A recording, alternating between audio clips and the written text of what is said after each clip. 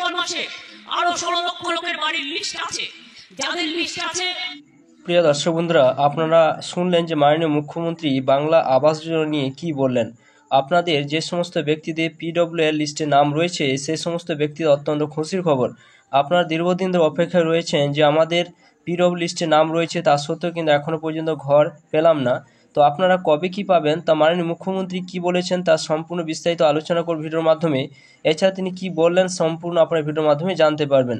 তো অবশ্যই ভিডিও সম্পূর্ণ দেখবেন। চ্যানেল নতুন হয়ে থাকলে চ্যানেলটা সাবস্ক্রাইব করে রাখবেন এবং পাশে থাকা বেল আইকনটি অবশ্যই আপনারা প্রেস করে রাখবেন এরকম ধরনের নিত্য নতুন ভিডিও পেতে। বন্ধুরা, পিডব্লিউ লিস্টে নাম থাকলে তারা কবে ঘর পাবেন, বড় ঘোষণা। আপনার যে সমস্ত ব্যক্তিদের পিডব্লিউ লিস্টে নাম রয়েছে এবং তারা এখনও পর্যন্ত অপেক্ষায় রয়েছেন যে কবে আপনারা ঘর পাবেন, তো চলুন এই ভিডিওর মাধ্যমে সম্পূর্ণ আপনারা ক্লিয়ারলি জানতে পারবেন যে কবে আপনারা ঘর পেতে চলেছেন। তো বাংলা আবাস যোজনায় পিডব্লিউএল এ থাকা ব্যক্তিদের রাজ্য সরকার নিজস্ব অর্থে ঘর কিন্তু বানিয়ে দিচ্ছে। কেন্দ্র সরকার কিন্তু সে টাকা দিচ্ছে না, রাজ্য সরকার নিজের কোষাগার থেকে রাজ্যবাসীর জন্য এই পিডব্লিউ লিস্টে যে সমস্ত ব্যক্তির নাম রয়েছে পরপর কিন্তু তারা পাচ্ছে। তো দেখুন, আপনার নাম বাংলা আবাস যোজনায় পিডব্লিউএল আছে, কিন্তু এই লিস্টে নাম রয়েছে, কিন্তু এখন আপনি ঘর কিন্তু পাননি। কেন্দ্র সরকার টাকা বন্ধ করেছে, তবু রাজ্য সরকার নিজস্ব ফান্ড থেকে ঘর বানাচ্ছে। এই ভিডিওতে জানবো কারা ঘর পাবেন, কবে পাবেন, আর আপনাকে এখন কি করতে হবে। বলা হয়েছে যে বাংলা আবাস যোজনা আসলে প্রধানমন্ত্রী আবাস যোজনা গ্রামীণ রাজ্যভিত্তিক সংস্করণ 2011 সালের যে এসসিসি যে তথ্য থেকে যে পার্মানেন্ট ওয়েটিং লিস্ট পিডব্লিউএল তৈরি হয়েছে, সেইখানে নাম থাকা মানে আপনি সরকারি ঘরের জন্য প্রাথমিকভাবে যোগ্য। কিন্তু এখন কেন্দ্র সরকার আর বরাদ্দ দিচ্ছে না। তো আপনারা জানতেই পারছেন 2011 সালে যে একটা এসএসসি যে লিস্ট বের হয়েছিল, সেই লিস্ট অনুযায়ী কিন্তু পিডব্লিউএল লিস্ট কিন্তু তৈরি হয়েছে এবং সেই অনুযায়ী আপনার বাংলা আবাস যোজনার ঘর কিন্তু পাচ্ছেন, যেটা কেন্দ্র সরকার পুরোপুরি কিন্তু বন্ধ করে দিয়েছে, রাজ্য সরকার যেটা দিচ্ছে। 2023 সাল থেকে কেন্দ্র সরকার পশ্চিমবঙ্গের জন্য নতুন করে প্রধানমন্ত্রী আবাস যোজনার জন্য টাকা পাঠানো বন্ধ করে দেয় 2023 সালে। কিন্তু মুখ্যমন্ত্রী মমতা বন্দ্যোপাধ্যায় ঘোষণা করেন যারা প্রকৃত দরিদ্র এবং পিডব্লিউএল এর আছেন তাদের জন্য রাজ্য সরকার নিজস্ব ফান্ড থেকে ঘর তৈরি করে দেবে, যেটা মুখ্যমন্ত্রী ঘোষণা করেছিলেন।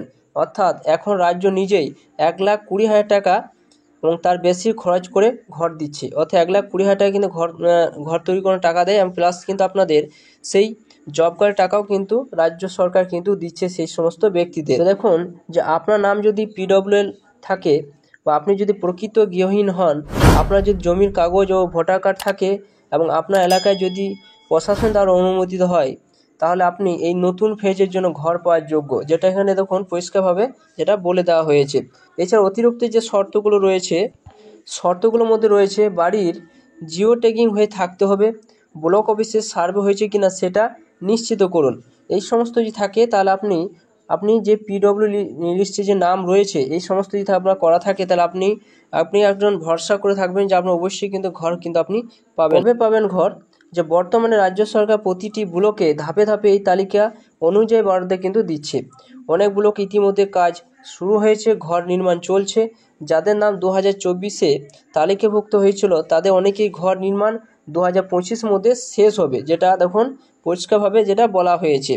তো এবারে দেখুন বলা হয়েছে যে পিডব্লিউ লিস্টে কখন আপনারা সেই বাড়িগুলো পাবেন, যে জুন থেকে ডিসেম্বর 2025 প্রথম পর্যায়ে ঘর হস্তান্তর যেটা বলা হয়েছে। এছাড়া বলে জানুয়ারি থেকে মার্চ 2026 দ্বিতীয় পর্যায়ে উপভোক্তাদের ডাকা হবে, যেটা এখানে পরিষ্কারভাবে যেটা বলা হয়েছে। এছাড়া আপনি এখন আপনার গ্রাম পঞ্চায়েত ব্লক অফিসে যোগাযোগ করুন, যাচাই করুন আপনার নাম তালিকায় আছে কিনা। জিও ট্যাগিংয়ের জন্য কাগজপত্র প্রস্তুত রাখুন। আমাদের সরকারের সময় আমরা প্রায় 47 লক্ষ বাড়ি দিয়েছি। তারপরে গত বছরে শেষ হলো আমরা 12 লক্ষ নতুন বাড়ি আবার দিয়েছি। আগামী ডিসেম্বর মাসে আরো 16 লক্ষ লোকের বাড়ির লিস্ট আছে, যাদের লিস্ট আছে তারা ডিসেম্বর মাসে অর্ধেক বাড়ির টাকা পাবেন, আবার মে মাসে বাদ বাকিটা পেয়ে যাবেন। তাহলে কত হলো? 8 লক্ষ হয়ে গেল। তারপরে যারা পড়ে থাকবেন তাদের লিস্ট রেখে দেবো, আস্তে আস্তে 6 মাস পর পর লিস্ট দেখে দেখে করে দেবো। চিন্তা করবেন না, কেউ বাকি থাকবেন না বাংলায়। অন্তত 1.5 কোটি মানুষের এরকম অবস্থা আছে। কিন্তু মনে রাখবেন অলরেডি 47, 12 প্লাস 16, 16 আর 12 28, 28 আর 47 কত হয়?